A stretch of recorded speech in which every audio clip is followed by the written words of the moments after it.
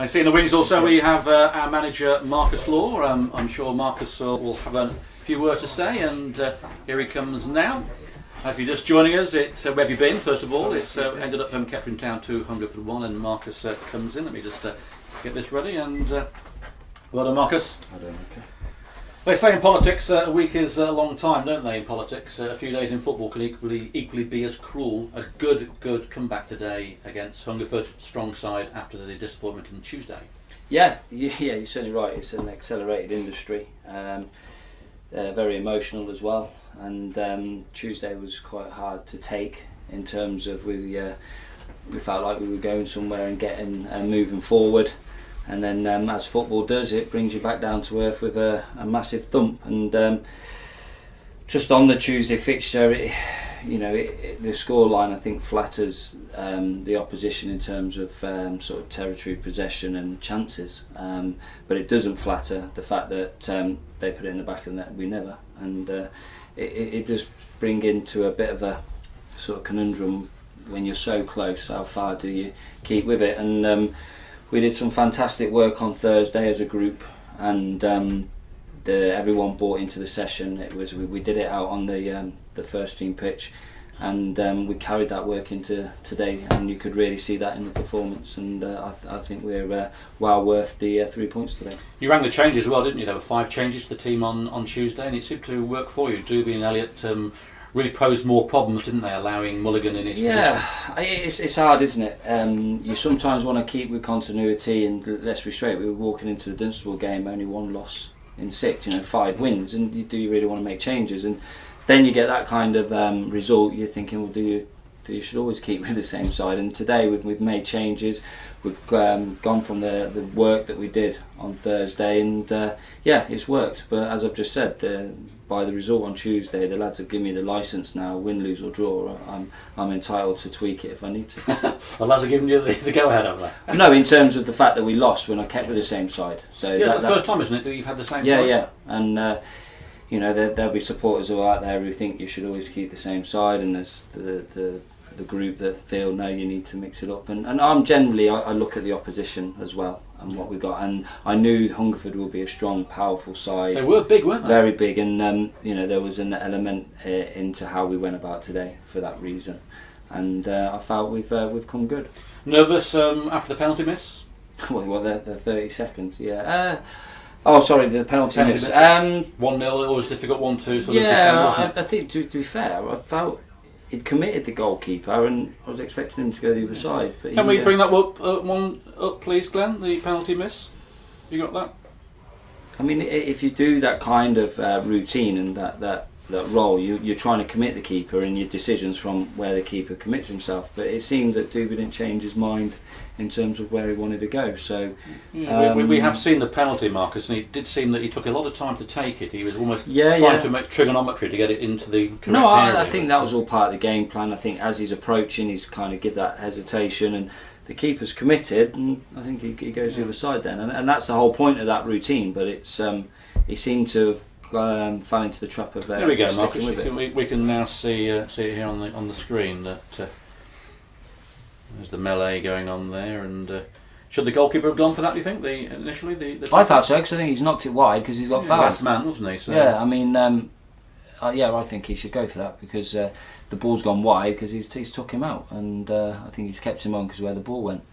Yeah, I think his whole body shape is saying this is where I'm going, and the keeper, it's a very experienced keeper, and he's at that up, isn't he? We'll bring you the 2 goals as well in a few moments as well. So going on from today, we got Chippenham, who lost today to Kings Lynn 2-0, so they'll be looking to bounce back on that one. The league's crazy, isn't it? It is. Bedworth beat Kings Lynn 3-0, and Bedworth seem to be struggling for wins and goals, and then they turn out that kind of form. So it just shows you that it's going to be a very tight knitted league, and anyone who's going to have any consistency about them could have a lot of joy. So we just need to we can take a lot of strength out of. There's no one really that has outdone us massively or overrun us. A lot of the times it would be down to ourselves, and never make it easy for ourselves, do we? I mean, no, I know it was 2-1 today, and the scoreline probably doesn't marry the actual game. 2-0, as I said, I think to Ed early would have been a fair result. But if Doobie takes that chance, and we always look threatening on the counter today. Here's the first goal, Marcus. Yeah, we're looking on Thursday, and I was looking at the selection and thinking how powerful we're going to look in the 18-yard box, which we probably didn't look like on Tuesday. You know, with Ollie and Dom coming in, Mullers, Brett, you know, and Elliot and Courtney and Doobie, all good sizes. It's a good delivery. Mullers generally has a good win clearance of the line. We've popped it back in there, and yeah, a bit of space. It was just nice to be live to the 18-yard box rather than the opposition. Yeah, and took the chance, didn't we? And we got to take a lot of concentration from that, because Chippenham coming up from the journey that they'll have, these are the kind of areas that you really can hurt the team that's travelled, because it is that kind of switching off, or just that little bit of lethargicness can hurt you. And yeah, it's nice to punish them for that. And also we can bring you the second goal as well.